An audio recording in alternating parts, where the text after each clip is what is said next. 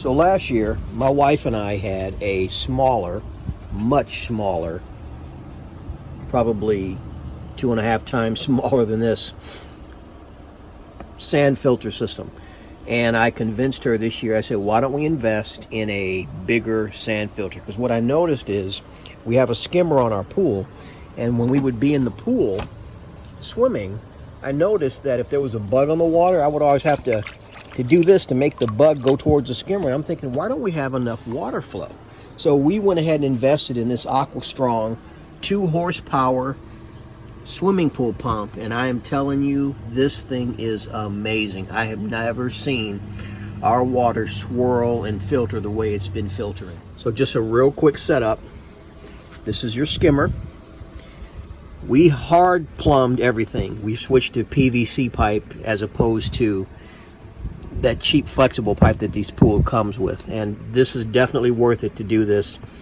Doesn't take a whole lot of plumbing know-how. We even put a shut-off valve here, because if you've ever used these kind of filters, you ever notice when as soon as you go to take this lid off, the water just comes pouring out, because the water is literally flowing through here all the way over to here. So this allows us to shut this off so that the water doesn't keep flowing, and we can take this off, which I love.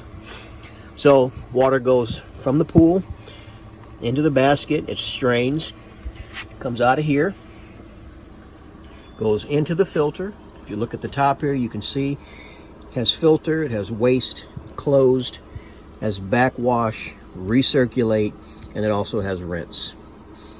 And this is where you put your backwash. As you can see, we have it going way over there out into the yard when we backwash it.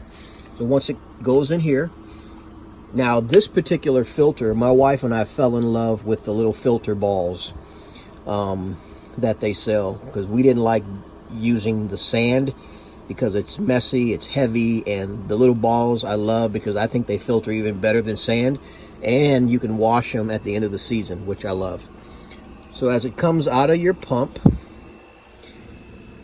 goes down, we actually have ours going into a heater, a pool heater.